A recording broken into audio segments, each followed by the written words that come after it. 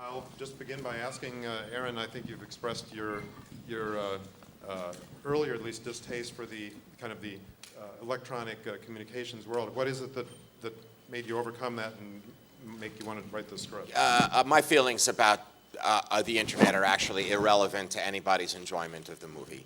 But what made me overcome it was that I didn't think it was a movie about Facebook, really. I thought that it was a movie that has themes as old as storytelling itself, of friendship and loyalty and class, jealousy, power, these things that Aeschylus would write about, or Shakespeare would write about, or Paddy Chayefsky would write about, and luckily for me, none of those people were available, so I got to write about it. And David really agreed that, and you should talk about it, that wasn't a...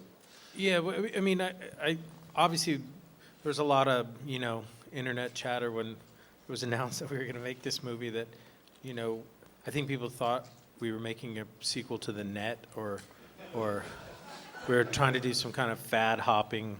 I really didn't know anything about the origins of Facebook. I just had a dry read of a script that was had a bunch of people in it that I felt I knew and knew intimately and could relate to and empathize with, and I thought it was a lovely, wonderful 2 hours. Aaron, I just want to ask you, because the opening scene, number one, is so great, but number two, it so instantly pulls you right in. I mean, there's no question that you get on board with the film right away. How long did it take you to figure out where to begin the film?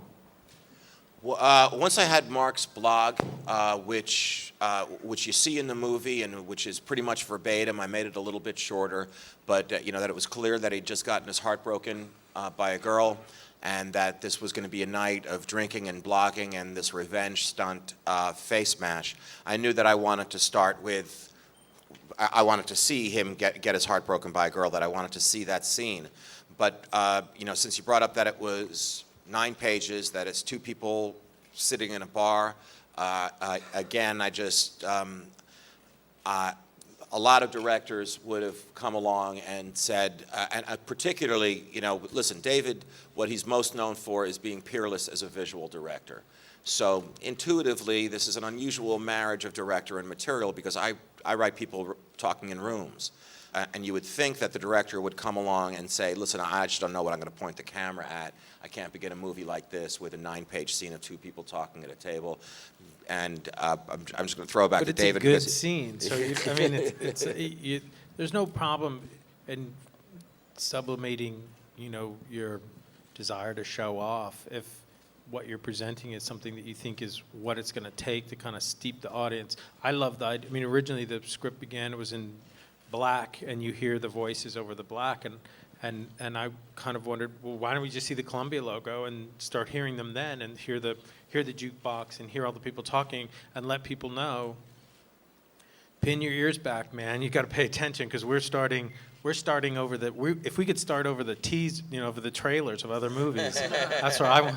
And I actually at one point we talked about the notion of putting the credits over that opening scene, so it was just like jukebox, cacophony, people dropping burger plates, and 2 people talking right over the top of each other, and unit production manager, just like information overload. But we did. I just felt the scene teed up exactly who this guy was, exactly what the stakes were, exactly what the world was, and it taught you how to watch the movie. So, and also when Aaron read it, it was 4.5 minutes. It was 9 pages in 4.5 minutes. So the whole thing was, let's get everybody used to the idea of 9 pages in 4.5 minutes. I'd like to ask Jesse, Andrew, and Justin if your research or just your approach to the role involved much actual research into the people you were playing, or whether you took more of your inspiration just from what was in the script. Well, I did a lot of research during the rehearsal process, but if I didn't and only had Aaron's script, that would have been perfectly sufficient. I auditioned for the movie prior to looking up Mark Zuckerberg online. I didn't know what he looked like. I had never heard him speak, and all I had was Aaron's incredible characterization, and felt that was more than sufficient to make the audition tape. Then we had about a month and a half of rehearsal, and in order to feel more prepared and to understand who this guy was, I found every interview and watched every video that was online and got every picture that I could find of him. But really, as Aaron said, it was not really a movie about Facebook as much as it is about these kind of more substantive themes. And in the same way, it was not traditional biography picture where I'm trying to do kind of an imitation of the character of Mark Zuckerberg. And so I was really just focusing on playing Aaron's characterization of Mark Zuckerberg. Andrew, Justin? Yeah, I think Jesse put it very well. I don't know how much I have to add to that outside of my own personal experience, which was that I had a photo to go from. And from that... 2 photos. Well, yeah, it was... The drunk one and the non-drunk one. Exactly. Yeah. What more do you need, actually, Exactly. than that? It says so much about a 2 person. facets. And the drunk one helped because I've never been drunk before, so it was good to see someone drunk and know what face that looks like. But that was great in its own way because I could just invent something from an inspiration, which and I immediately saw that he had. Well, maybe this is my own projection, but he seemed very warm, and but yet kind of reserved. Anyway, it was I kind of had minimal to go from, which was actually quite liberating. Even though I did try to find him in a very obtuse and uncommitted way. But it would have been really interesting because, of course, when you're playing someone who exists and is living and breathing somewhere, you kind of feel a massive sense of responsibility to not ruin them on screen, because we're all human. And, when you have empathy for other humans, then it's, it's difficult to do that. But I feel like you're looking at me and you want me to add to what they just said as well. I mean, I